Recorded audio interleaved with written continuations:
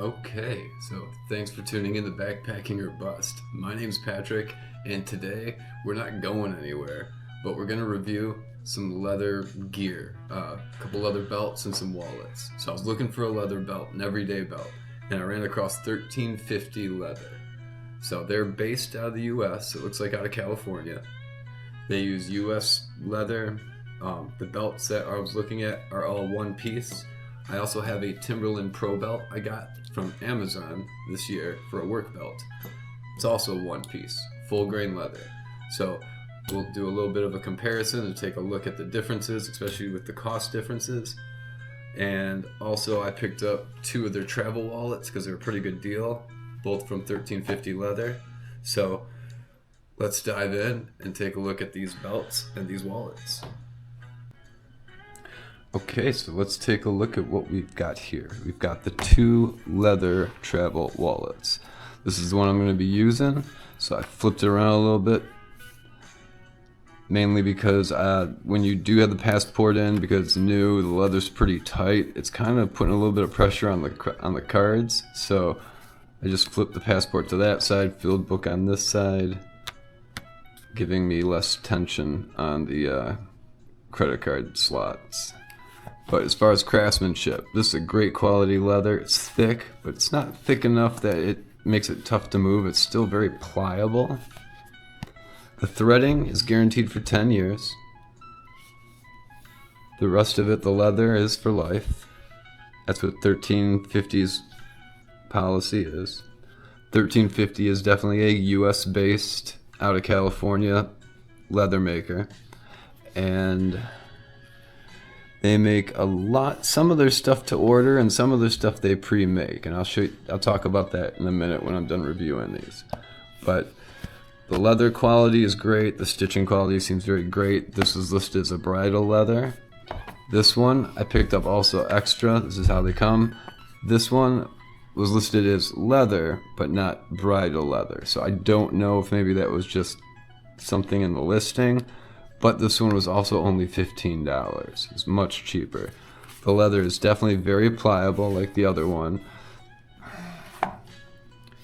It does maybe feel a little bit more pliable, making me think the leather might be slightly different, but still, thickness is right on par with the previous one. The stitching is right on par, and you can even see the running lines. Should be able to pick that up from where they roll what puts the holes in. So you can see that these are all definitely handmade, made in the USA. Really impressed with the travel wallets. Now let's take a look at the belts. First I'm going to show a basic rundown of the Timberland Pro, because this is going to be your standard good quality store-bought or that Amazon type of belt. This Timberland Pro is a very good belt. So you're going to see that it's double stitched across the board. So it's double stitched on the ends. It's double stitched in the seams and at the load bearing points. Now it's also made in India, where the 1350s are made here in the US. But it is full grain leather, so it's one single piece of full grain leather. And I think will be a great belt for work. So that's what you're looking for in a good belt. 1350, when they're belts, they're gonna make these made to order.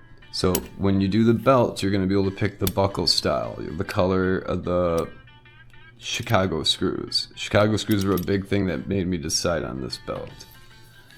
You see here, first made in USA.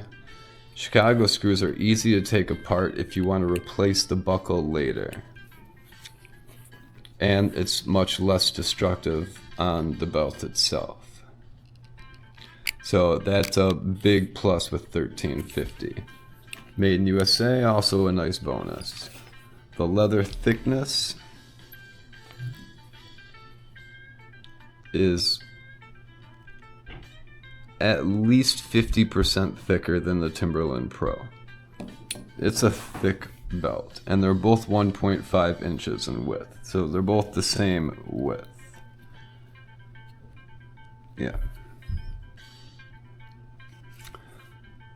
But the thickness of this really stands out. This 1350 leather belt, they make to order. This one runs about $50. Now, the belts are made to order. I believe when they don't have any orders, they make their wallets. I did notice their wallets didn't have their logo on them anywhere. So I'm thinking when they don't have any orders coming in for belts and other bigger products, they're biding their time putting together the wallets and everything. But as far as $50 on the belt, $25 on this wallet, $15 on this wallet, I'm very impressed with the quality that they've sent. And I believe these are gonna be used for 20 years minimum. I hope you enjoyed the video. If you have any questions, leave them in the comments.